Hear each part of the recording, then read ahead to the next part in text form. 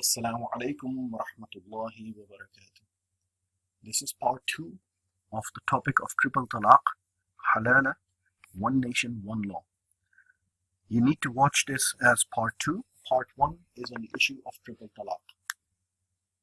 The first part was done because I got an email from a non-Muslim brother from India who wanted our website to give a perspective on this. After watching part 1, there is a Muslim brother from India who's asked a few questions, and originally I declined it because this is not a topic, doesn't concern me. I'm not an Indian. But then I thought about it. I said, okay, let me just put a quick briefing together to talk about this. So this is November briefing part 2. So please watch part 1 on triple talaq. This is part 2. And we're doing this in November 2016 from www.central-mosque.com. This part 2 of the briefing, we're going to discuss a few things. We're going to discuss, is disagreement polite, and is there any room for disagreement in our society? What is one nation, one law? Is it necessary for democracy? Are there any personal exemptions, religious exemptions for that matter, in other nations? What about Muslim countries? Do they have exemptions for non-Muslims? Is triple talaq valid? What is halala, and what does that entail? So let's proceed. In our life, we disagree on a number of things. In our society, we live with all sorts of people. I'm a Muslim, I live with Christians, atheists, people who believe, people who don't believe. We discuss issues, but do we kill each other? No, we discuss these issues. Sometimes the issues get passionate. They believe in what they believe in, and I believe in what I believe in, and we agree to disagree. Sports fans. Arsenal versus Manchester United. Passionate fans, do they kill each other? No, they disagree with each other about who's the best player, who's the best coach, what's the best strategy. Any sportsman that may be, cricket, football, whatever. People disagree, people move on. Political disagreements. There are political parties in a country. You know, that we are, as I was saying, you know, we are on the cusp of the elections in America, Donald Trump versus Hillary Clinton. Okay. For the most part, there are very strong disagreements. You know, but there's no, you know, people disagree. They're saying, you know, about Hillary Clinton, they say they want to lock her up. Donald Trump, they say, you know, he's a bigot, he's racist, and so on. Yes, there are all sorts of disagreements, but life moves on. Environmental disagreements. Again, we disagree strongly over fishing, over, you know, rainforests, over all kinds of stuff, and we learned to live with each other. As I said, for the preparation of this program, this presentation, and the previous one, I've watched the Indian media closely. And all they do is they shout at each other. You know, it's very clear that the news anchor or the person who's hosting the show has an agenda and he wants to force it upon people, and people just shout at each other. That's it. And unfortunately, I must admit that most of the panelists they invite who are Muslims, they don't really have a clue onto what they're talking about. The issues of triple talaq and halala, it is dead clear that these Muslims, they may have an opinion, but I don't believe that they're educated enough on the opinion to give a calculated, articulated response. It's just a shouting game. That's not how civil society exists. We all have differences of opinions, as I said, over a number of things. Religion, sports, politics, environment, or whatever it may be. One may choose to feel very strongly about a subject, yet we disagree. Let's discuss. In order for us to disagree with each other, give someone a chance to explain their point of view. The mantra which is being promoted in Indian media from what I've seen is one nation, one law. The first question is, really, says who? Where does that come from? Is that part of democracy? Is that a United Nations mandate? What is this one nation, one law?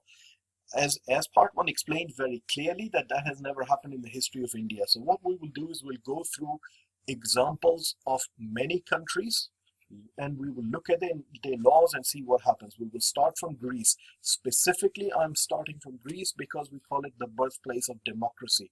We'll look at United States, United Kingdom, Singapore, Egypt, Pakistan, and some other ones. And we can go on and on and on all night and give examples, but we will simply summarize some of these things. Greece, known as the birthplace of democracy. Greece at that time signed the Treaty of Lausanne on the 24th of July 1923.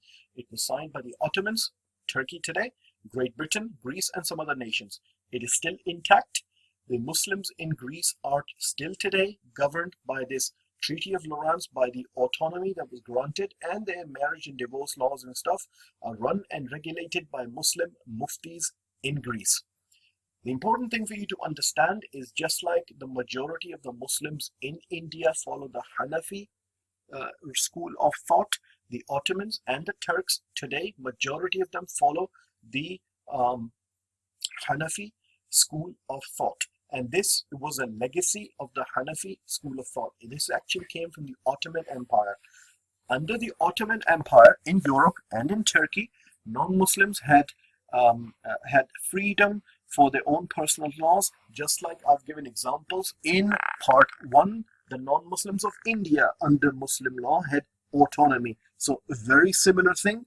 In Greece, that legacy is still followed to this day. United States of America.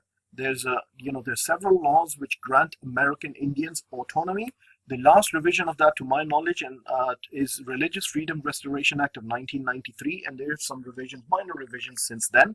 But basically, there are exemptions for American Indians and land ownership, restrictions on oil and gas drilling.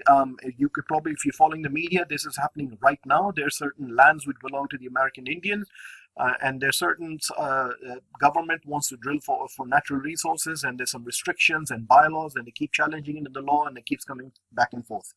Okay, restricted movement through some lands. Basically, if you're in a public area, you can roam through, you can walk, you can do whatever, but through certain lands there are restrictions because they're considered religiously important, so your movement is restricted. Also, religious rituals and stuff in many states in America, there are exemptions. Okay, Utah being one of them, Mormons. The laws of polygamy were challenged a few years ago, if I remember correctly, and polygamy in that state is now illegal. However, there are exemptions in other states for religious minorities in America to this day. And the biggest thing in America is these 50 states have different laws. There is no single law across the across the United States. The states have their own peculiar laws, their own exemptions, and so on. So it differs across the board. So if you take the example of India, I don't know how many states India has, maybe 26. There is no single law in America for all 50 states. The states have a lot of autonomy to enact and conduct their own laws. Here I am talking about the federal law, and it is well known that the American Indians have many exemptions. United Kingdom, Britain. The Muslim and Jewish people both have exemptions on animal slaughter. So basically, before an animal can be slaughtered in the United Kingdom, it has to be stunned by law, except if it's being done by Muslims or Jewish people, and they both have exemptions from stunning. For conducting a civil marriage, if you go to a registrar of deed in the United Kingdom, you can specify a venue of your choice. So i.e., you can say, I want this marriage to take place at a mosque or at a synagogue or a church, and that will be perfectly valid. Going one step beyond that, there are mosques in United Kingdom which are licensed by local government. So you can go and say, I want to get married, and this happens completely at a mosque. Solemn, the nikah in Islam, it's called nikah. It's actually done by a Maulana. Okay, and that is perfectly recognized. NHS trusts in United Kingdom, many NHS hospitals, because of large Muslim and Jewish populations, offer circumcision. So it is not offered nationally, but certain NHS trusts do that. NHS, National Health Service in United Kingdom, has a uniform policy of what the doctors and nurses should do. Okay, there are many NHS hospitals that have autonomy and exemptions and different uniform regulations for Muslim and Jewish people in United Kingdom. Singapore. Chapter 3 of Singapore law is called Administration of Muslim Law Act. This is autonomy towards Muslim personal law. Muslims have exemptions for their marriages and divorce and so on, and this is well known in Singapore. Now we're switching to Muslim countries or countries with significant Muslim population. Egypt. 1938 Personal Status Code bylaws in Egypt give Coptic Christians personal law exemptions in their marriages and divorce. This was inherited by the Ottoman Turkish Empire. Let me repeat again, just like the Turks are majority follow the Hanafi school of thought, the Indian Muslims majority follow the Hanafi school of thought. Turks had the Ottoman Empire, Indian Muslims or India had the Mughal Empire. both are provisioned in the Hanafi madhab, in the Hanafi school of thought, and this autonomy and these rules are not new, they're simply inherited. The Muslim India had exemptions for non-Muslims. The Ottoman Empire, Turkey, had exemptions for non-Muslims. Okay, as I talked about in part one, the one of the most robust codified laws which came in the Hanafi school of thought, as we know today, came from Aurangzeb Alamgir, who was a king in India.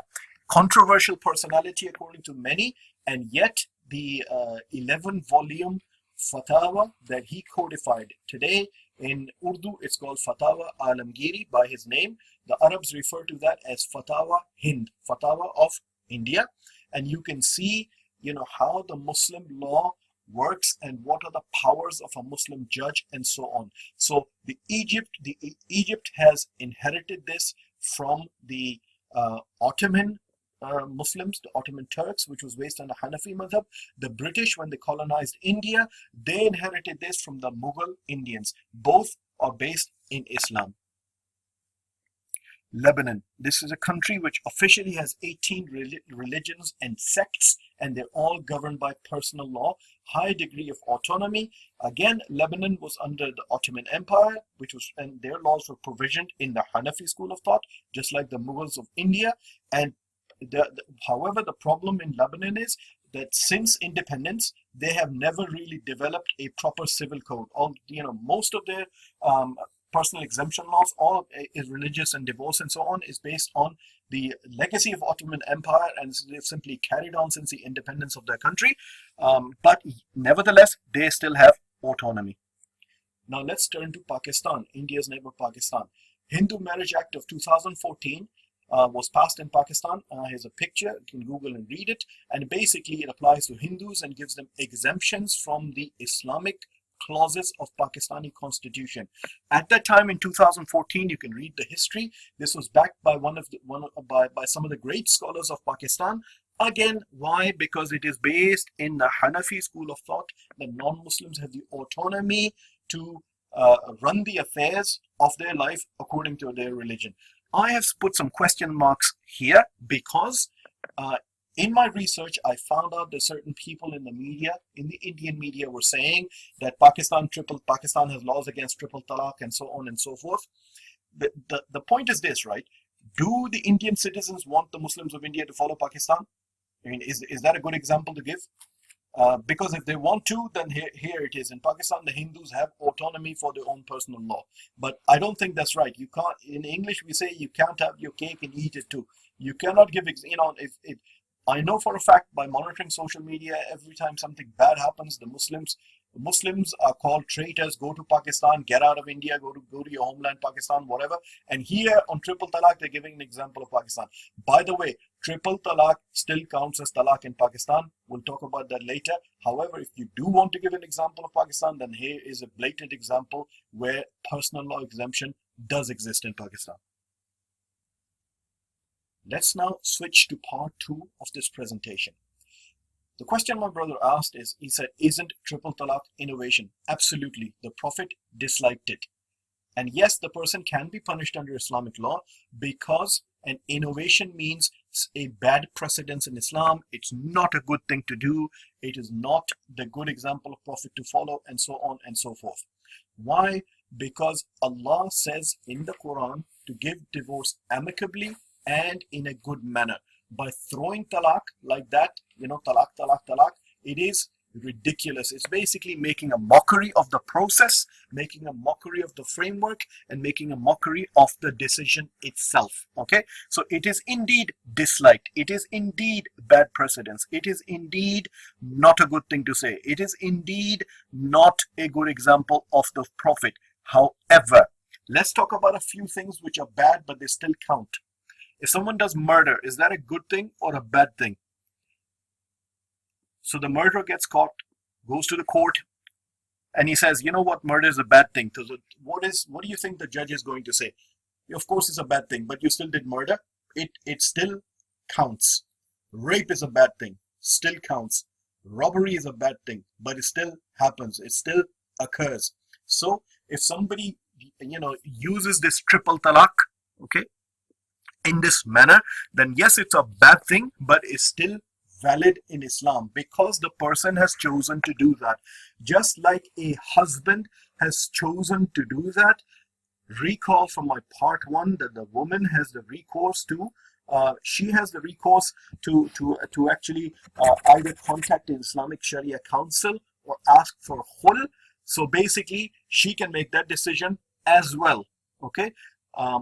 So triple talaq, although it is a bad thing, it still counts, and I've given you examples. And of course, just like on personal law exemptions, I can go on and on and on. On bad things, I can go on and on and on, but I'm sure that you get the picture. There are many things which are a bad thing, but they still happen and it still counts. Now switching to part 3 of my presentation. What is halala? I have watched a lot of media for doing research for this presentation. It's very clear to me that the people discussing it, apart from a few that I've seen, do not actually understand what it means. They think it's some kind of a process. It's not. It is the end result. So please understand that. Halala is not a process. It is an end result. For example, Muslims cannot eat chicken. They can only eat chicken which are slaughtered in a certain way. If you slaughter a chicken in a certain way, then that chicken becomes halal. So the end result of that chicken is halal. The process of slaughtering the chicken is not called halal. The end result is called halal. If you understood this bit, then the rest of the presentation will be easy. Halala is not a process. You cannot apply that process to everybody. No.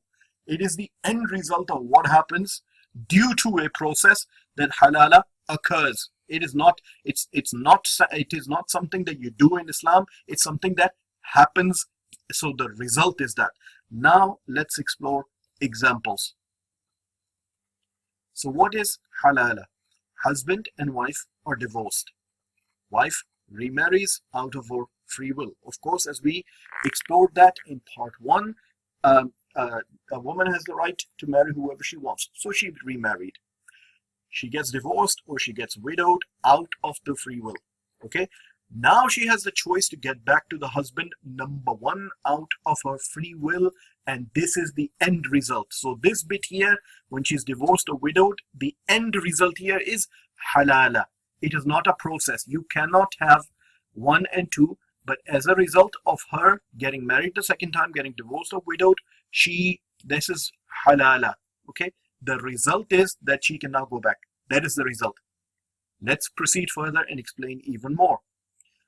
So the question to ask is, can this be set up? I.e., the people get together and say, you know what, you marry this woman and whatever. Can this be forced? Can halala be forced? Can it be set up? Can it be arranged? Absolutely no. I'll put this in red with 3 exclamation marks. No. Why? Because the Prophet, peace be upon him, said, Allah has cursed the muhallil and the muhallalahu, meaning the first husband and whoever is the wicked, cursed individual who gets involved in this. It cannot be arranged, i.e., you cannot get a random person and a random woman and make them marry with the condition that can happen. This process is haram, forbidden in Islam. What does the word haram mean? Pork is haram in Islam. Wine, alcohol is haram in Islam. Just like that, the process of halala is not even a process. This thing is haram, forbidden. The Prophet, peace be upon him, cursed the people who do such a despicable act. Okay, simple as that. There is no such thing as halala. Let me go back to the previous slide. So let me explain again. The husband and the wife are divorced. The wife remarries on her own free will. She gets divorced or gets widowed. Now at this point here, when all of this has happened, naturally, this is halala. Halala is not something that you set up or manipulate. That is not it. It is the end result which happens naturally. So what happens now? Let me go back to triple talaq for a second. So the idea is that Allah says to give divorce amicably and a good manner. So the husband and the wife, what the husband is supposed to do is give 1 divorce. Okay, he's given one divorce. After a while, husband and wife, they think about it, there's something wrong, they can reconcile. Suppose he said this divorce twice. Again, not a good thing to do it together, but he said it, they can still reconcile. If he said it 3 times, it's an innovation, it's disliked, but it occurs just like murder, rape, and robbery. Now, the Islam says at this point, no, this woman, you've treated the whole thing like a sham. You don't deserve to get her back at all. That's why, because you're being stupid, you have done something which is contrary to the practice of the Prophet. Therefore, it stands. You're simply dumb. You're emotionally immature, and you've done something which is ridiculous. However, as I said, just like many heinous things, murder, rape, robbery, they're bad things, but they still exist. So before I close this presentation, let me just summarize again. The point is, there is no such thing as one nation, one law, and I've given you example after example after example of countries where different countries have personal exemptions, including the history of India in part 1. Triple talaq. Its dislike is not a good thing to say, but it happens. Just like murder is not a good thing, but it happens. And then lastly, we talked about halala. It is not a process, it is an end result. Due to situation, due to circumstances, halala happens. It is not a procedure that you follow. Okay, so basically I hope this presentation was useful to you, and as I've said before, let's be civil and learn to disagree. But before we can disagree, we need to understand what the other person is saying. The Christians in Egypt, in a Muslim country, they live in a Muslim country, they have exemptions to run their own marriages and divorces. The Hindus in Pakistan have the autonomy to run their lives according to their own religion. The Pakistani law is not applicable to them. Therefore, in the entire history of the Muslim history of India, in fact, actually, when I talked about in part 1, the non-Muslims have always had the autonomy. And this is what the fabric of Indian society is. The reason people are attracted and to India and they visit India is because they see so many cultures and different religions thriving. The one code, one law, one nation is a ridiculous idea, which certainly cannot work in a place called India. Thank you for watching. Goodbye.